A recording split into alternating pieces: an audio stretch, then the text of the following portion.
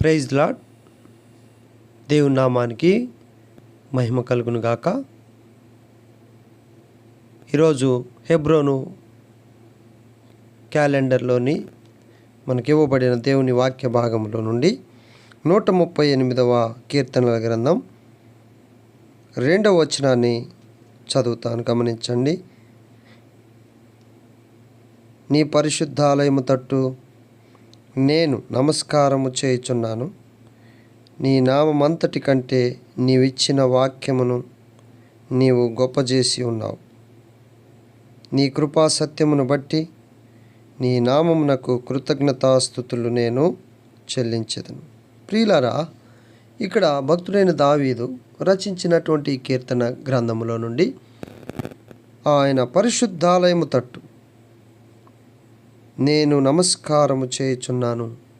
ప్రియులారా, గమనించండి, దేవుని యొక్క పరిశుద్ధాలయము తట్టు, దేవుని ఆలయములో నేను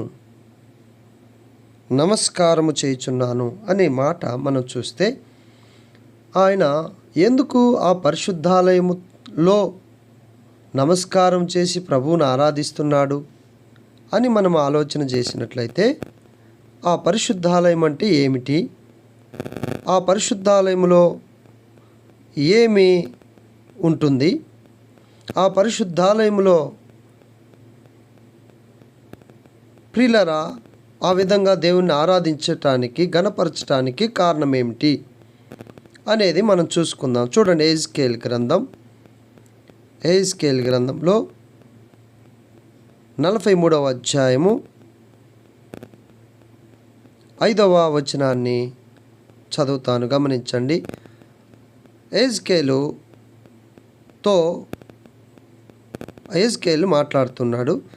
ఆత్మ నన్ను ఎత్తి లోపట ఆవరణములోనికి తీసుకొని రాగా యెహోవా తేజో మహిమతో మందిరము నిండి ఉండెను.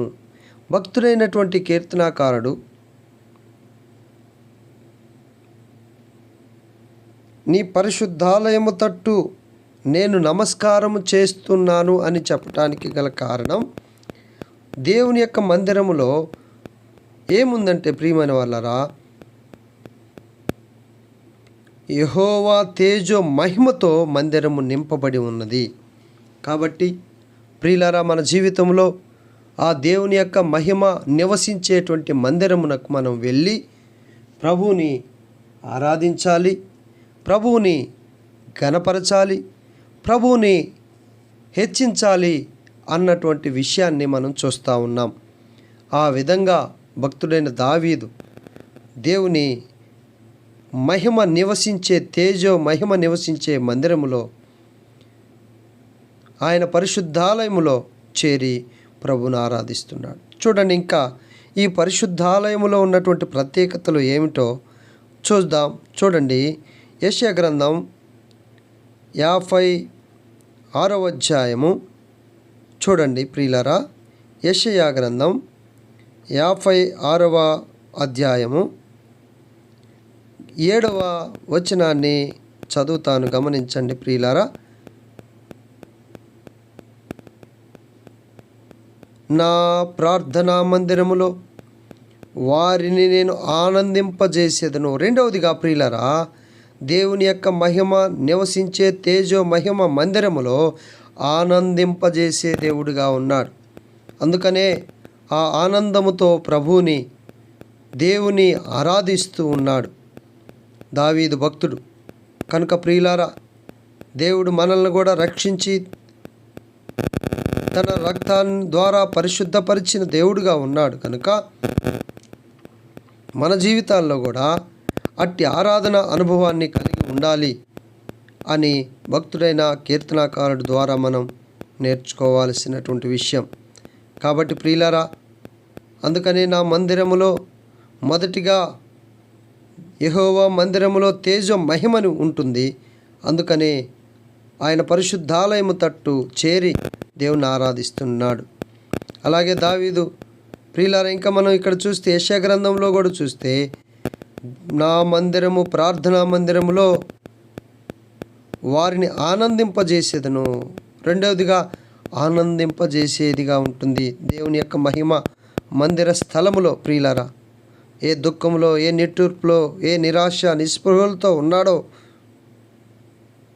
దావీదు, అట్టి నిట్టూర్పుల నుండి, నిరాశల నుండి విడిపించబడి ఆనందింపజేసే దేవుని మందిరమునకు వచ్చి దేవుణ్ణి స్తుతిస్తూ ఉన్నాడు.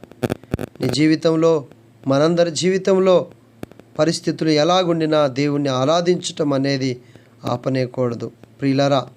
కాబట్టి మనం గమనించి దేవుని మహిమ మందిరములో, తేజో మహిమ నివసించు మందిరములో ప్రియులారా, ఆనందింపజేసే మందిరములో మనము కూడా చేరి ప్రభువుని గణపరచాలి. అందుకనే నన్ను గణపరచు వారిని నేను గణపరచెదనని చెప్పినటువంటి దేవుడుగా ఉన్నాడు ప్రియులారా. చూడండి, మూడవదిగా ఇదే భాగంలో మనం చూస్తే ప్రియులారా, గమనించండి, మన యొక్క జీవితాల్లో మనము కూడా 138 మొదటి వచనంలో చూస్తే ప్రియులారా, దేవుని ఏ విధంగా ఆరాధన చేస్తున్నాడో చూడండి. నేను నా పూర్ణ హృదయంతో నీకు కృతజ్ఞతాస్తుతులు చెల్లించుచున్నాను, దేవతల ఎదుట నిన్ను కీర్తించదనని పలుకుతూ ఉన్నాడు. కాబట్టి ప్రియులారా, చూడండి, దేవుడు చేసినటువంటి మేలును బట్టి భక్తుడైన దావీదు దేవునికి కృతజ్ఞతలు లేక ఆరాధన, ప్రభువుని గణపరిచే విధంగా మనం చూస్తూ ఉన్నాం. కాబట్టి నీ జీవితంలో మనందరం కూడా ప్రభువుని ఆ విధంగా ప్రభువుని గణపరచాలి, ప్రభువుని ఆనందింపజేయాలి. ప్రభువు మనకిచ్చినటువంటి ధన్యత అది. కాబట్టి ప్రియులారా, ఆ విధంగా భక్తుడైన దావీదు దేవుని పరిశుద్ధాలయము తట్టు చేరి, అంతేకాదు ప్రియులారా, సంతృప్తి ఉన్నది, సంతోషం ఉన్నది దేవుని యొక్క మందిరంలో. కాబట్టి అంతేకాదు దేవుని యొక్క మందిరంలో మనము ప్రార్థన చేసేవారంగా కూడా ఉండాలి. సమయమును పోనీక సద్వినియోగం చేసుకొనుచు అజ్ఞానుల వలె కాక జ్ఞానము కలిగిన వారి వలె నడుచుకోవాలని దేవుని వాక్యం సెలవిస్తూ ఉంది. కాబట్టి ప్రియులారా, మనం ఎల్లప్పుడూ దేవుని వాక్యాన్ని, దేవుని సన్నిధిలో నివసించే వారంగా ఉండాలి. అక్కడ ప్రియులారా ఆనందం ఉంటుంది, సమృద్ధి ఉంటుంది, సంతృప్తి ఉంటుంది. కనుక మానవునికి కావలసినటువంటివి దేవుని యొక్క మందిరంలో ఉన్నది అన్నటువంటి సత్యాన్ని మనం చూసుకుంటూ ఉన్నాం లేఖన భాగాలు.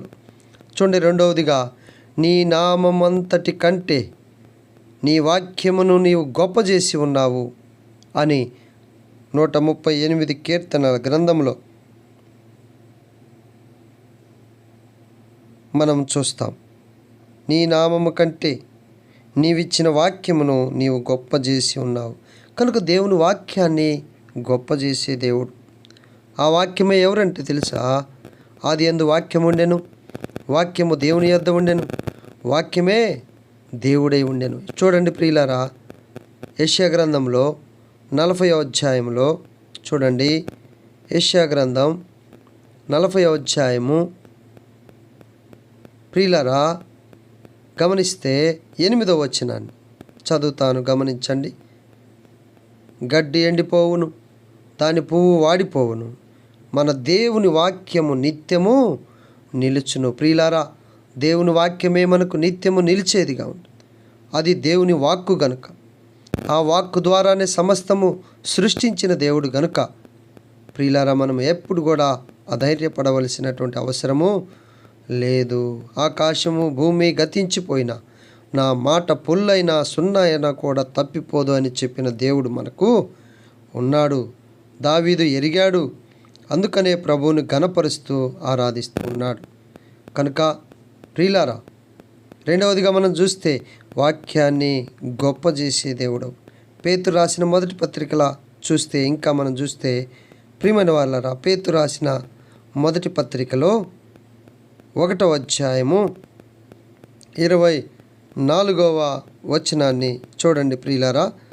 పేతురు రాసిన మొదటి పత్రిక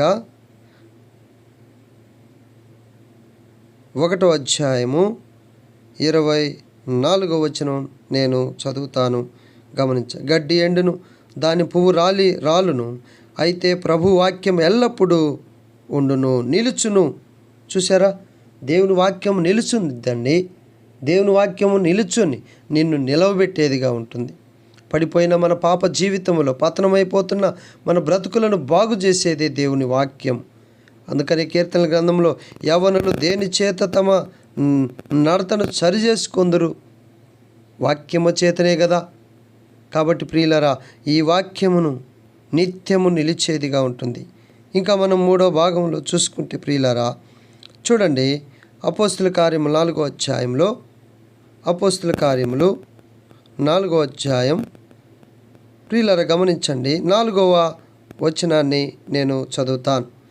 వాక్యము వినిన వారిలో అనేకులు నమ్మిరి, వారిలో పురుషులు సంఖ్య ఇంచుమించు 5,000 ఆయను. కాబట్టి ప్రియమైన వారులారా, వాక్యం వినుట ద్వారా, వాక్యం ధ్యానించుట ద్వారా, వాక్యం ప్రకారం నడుచుట ద్వారా ప్రియులారా ఎంత ఉన్నతమైన స్థాయికి దేవుడు మనల్ని తీసుకుని వెళ్తాడంటే, పురుషుల సంఖ్య ఇంచుమించు 5,000 మంది ఆయను. కాబట్టి అనేకులు విశ్వసించారు. వాక్యాన్ని వినిన వారందరూ కూడా ప్రభువుని సొంత రక్షకునిగా అంగీకరించారు. ప్రియుడా, సోదరుడా, నీవు ఇంకా దేవుణ్ణి అంగీకరించకుండా సమయాన్ని వ్యర్థపరుస్తూ ఉన్నావేమో. ప్రియులారా, ఎప్పుడు కూడా మనము ఆ విధంగా సమయాన్ని సద్వినియోగం చేసుకోవాలి. కాబట్టి ప్రియులారా, దేవుని వాక్యమును గొప్ప చేసేటువంటి దేవుడు. ఇంకా చూడండి ప్రియులారా, కనుక దేవుని వాక్యము నిత్యము నిలిచేది. దేవుని వాక్యము 2 అంచెల గల ఖడ్గము. దేవుని వాక్యము అద్దము వంటిది. దేవుని వాక్యము బండలాంటి హృదయాలను బద్దలగొట్టి మాంసపు గుండె తయారు చేయగలిగినటువంటి శక్తి కలిగిన వాక్యం ప్రియులారా. కాబట్టి ఆ వాక్యము ప్రియులారా వారిని బలపరిచేదిగా, వారిని హెచ్చించేదిగా, వారిని మరి సంతోషింపజేసేదిగా ఉంటుంది అన్న సత్యాన్ని మనం గమనించండి. 3వదిగా ప్రియులారా గమనించండి, నీతిమంతుల ప్రార్థన 138లో మనం చూస్తే ప్రియులారా గమనించండి, నీతిమంతుల ప్రార్థన ప్రియులారా గమనిస్తే మనం చూస్తే దేవుడు ఆలకించేవాడుగా ఉంటాడు, ఆలకిస్తాడు ఆయన. చూడండి, ఇర్మియా గ్రంథం 31వ అధ్యాయము, ఇర్మియా గ్రంథం 31వ అధ్యాయము ప్రియులారా గమనించండి, 9వ వచనం. ఇర్మియా గ్రంథం 31 9వ వచనాన్ని చదువుతాను, గమనించండి ప్రియులారా. మన జీవితాల్లో దేవుడు గొప్ప మేలు నింపే దేవుడుగా ఉన్నాడు. అందుకనే ఇక్కడ 9వ వచనంలో చూస్తే, వారు ఏడ్చుచూ వచ్చెదరు, వారు నన్ను ప్రార్థించుచుండగా నేను వారిని నడిపించెదను. కనుక నీవు దేవుని వాక్యాన్ని వినుట ద్వారా దేవుని వాక్యము నిన్ను నడిపించేదిగా ఉంటుంది, నిన్ను తొట్టిల్లకుండా కాపాడేదిగా ఉంటుంది, నీ నడతలను సరిచేసేవిగా ఉంటాయి.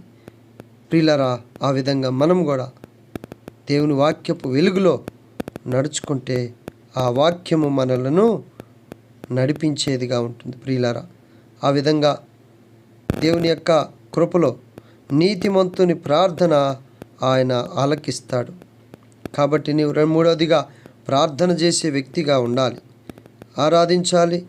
ప్రభు సన్నిధిలో తేజం మహిమ ఉన్నది, ఆ ప్రభు సన్నిధిలో ఆనందం ఉన్నది, ఆ ప్రభు సన్నిధిలో సమృద్ధి ఉన్నది, ఆ ప్రభు సన్నిధిలో సంతృప్తి ఉన్నది.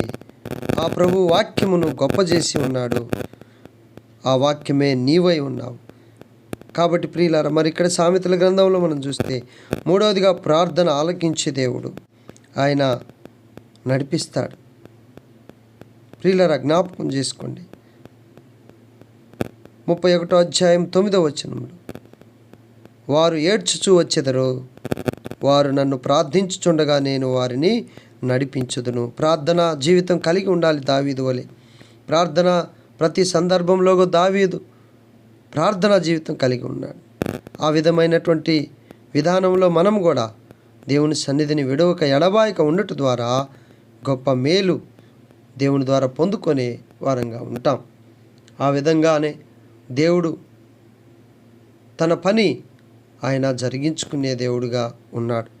అందుకని మనం చేయాల్సినటువంటిది ప్రార్థన. మూడవదిగా ప్రియమైన వాళ్ళారు, మన జీవితంలో మనం ప్రార్థన కలిగి ఉండాలి. ప్రార్థన అనేటువంటిది ఎంతో బలమైనది. అందుకనే దావీదు కీర్తనాకారుడు మాట్లాడుతూ ఉన్నాడు 138లో మనం చూస్తే, ప్రియులారా, ప్రార్థన చేసే వ్యక్తిగా ఉన్నాడు దావీదు. తన జీవితంలో నీతిమంతుల ప్రార్థన దేవుడు ఆలకిస్తాడని చెప్పాడు. కాబట్టి ప్రియులారా, రెండవదిగా మనం చూస్తే, మరి ప్రార్థన కలిగి ఉంటే నడిపిస్తాడు, ప్రార్థన కలిగి ఉంటే తొట్టిల్లనియ్యడు, ప్రార్థన కలిగి ఉంటే పాపములో పడిపోడు, ప్రార్థన కలిగి ఉంటే నిజాయితీగా ఉండి నడిపిస్తాడు.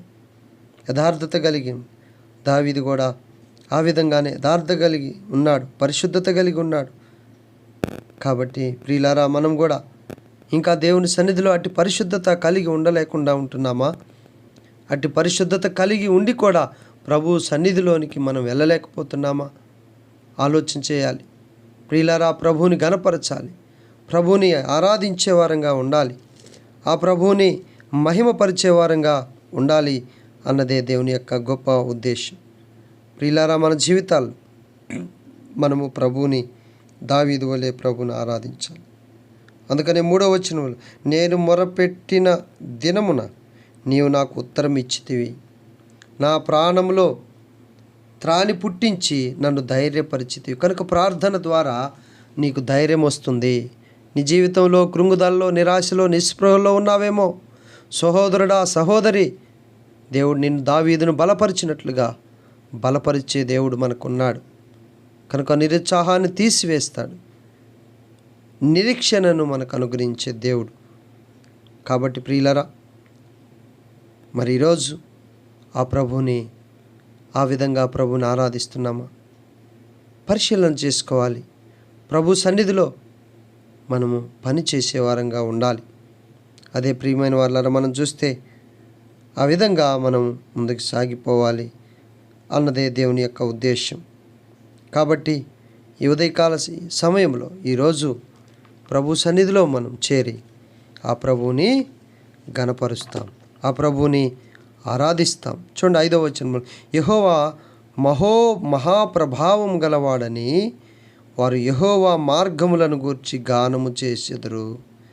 కాబట్టి యెహోవా మహోన్నతుడైనను, ఆయన దీనులను లక్ష్యపెట్టును, ఆయన దూరము నుండి గర్విష్ఠులను బాగుగా ఎరుగును. నేను ఆపదల్లో చిక్కబడి ఉన్నాను, నీవు నన్ను బ్రతికించెదవు. నా శత్రువుల కోపము నుండి నన్ను రక్షించుటకై నీవు నీ చెయ్యి చాపెదవు, నీ కుడి చెయ్యి నన్ను రక్షించును. అవును ప్రభువా, ఆయన రక్షించే దేవుడు. యెహోవా నా పక్షమున కార్యము సఫలము చేయును. యెహోవా నీ కృప నిరంతరముండును, నీ చేతి కార్యములను విడిచిపెట్టకుము. ప్రియులారా, మనం కూడా అట్టి దావీదు అనుభవంలో దేవుణ్ణి గణపరిచి, దేవుని స్తుతించి గణపరిచి ఆరాధించేవారిగా ఉండాలి. ప్రియులారా, ఇంకా ప్రభువుని ఎరిగి ఇంకా అనేకమైన సార్లు ప్రభు సన్నిధిలో ఆరాధించకుండా దేవుడిచ్చినటువంటి సమయాన్ని వ్యర్థపరుస్తూ ఆయా స్థలాల్లో దేవుని మహిమ నివసించే మందిరంలో ఉండవలసిన నీవు ఆయా స్థలాల్లో ఉంటున్నావేమో. ఈరోజు ప్రభువు నిన్ను ఆహ్వానిస్తున్నాడు.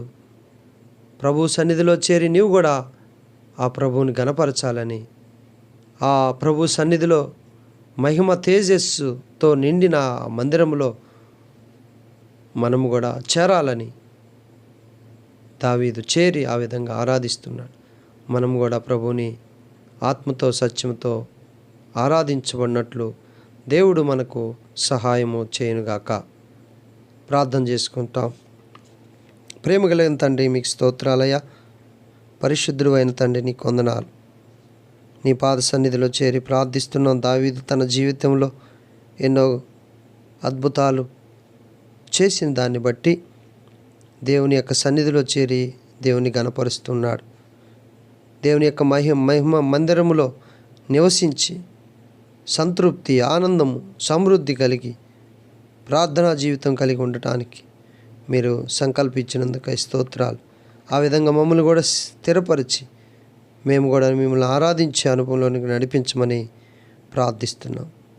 సహాయం చేయండి, కనికరించము తండ్రి, దయ చూపించండి. బ్రదర్ కొరకు ప్రార్థిస్తున్నాం. BSc సెకండ్ ఇయర్ చదువుతుంటుండగా ఆ బిడ్డ తోడుగుండి సహాయం చేయండి. దేవా కనికరించము, కృప చూపించమని వేడుకుంటున్నాం. సమృత కొరకు ప్రార్థిస్తున్నాం ప్రభా, బిడ్డకు తోడుగుండ పరీక్షల్లో సహాయం చేయండి. సాయి మహేష్ కొరకు ప్రార్థిస్తున్నాం. నీట్ ఎగ్జామ్స్ కొరకు ప్రార్థించమని కోరారు ప్రభా, మంచి జ్ఞానం ఇచ్చి వాళ్ళు సెలెక్ట్ అవుట్కు సహాయపడు. అంతేకాదు సహోదరుడు కుటుంబ సమస్యల్లో ఉండగా అయా ప్రతిదినం మీరు వారిని జ్ఞాపకం చేసుకొని వారికి తోడై ఉండి సహాయం చేయమని ప్రార్థన చేస్తుంటున్నాం. వారి యావత్ బాధల్లో తోడుగుండి నడిపించండి ప్రభా. అలాగే నాయన మీరే జ్ఞాపకం చేసుకొని సహాయం చేయండి. కుటుంబ సమస్యలతో బాధపడుతున్న సోదరుడి కొరకు ప్రార్థిస్తున్నాం. తోడుగుండండి, సహాయపడండి, ఆదరించమని కోరుకుంటున్నాం. ఈ విధంగా ప్రభువా మీరే సహాయం చేసి మహిమ పొందుతున్నామని కోరుకుంటూ మీ పరిశుద్ధమైన యేసుక్రీస్తు వారి ప్రశస్తమైన నామం పేరిట ప్రార్థించి స్తుతించి ఇంకా అవసరతలు కోరినటువంటి ప్రతి అక్కర అవసరం తీర్చమని యేసయ్య పరిశుద్ధ నామంలోనే ప్రార్థించి అడిగి వేడుకుంటున్నాము మా పరమ తండ్రి. ఆమేన్. అందరికీ ప్రైజ్ ది లార్డ్. దేవుని నామానికి మహిమ కలుగును గాక. ఆమేన్.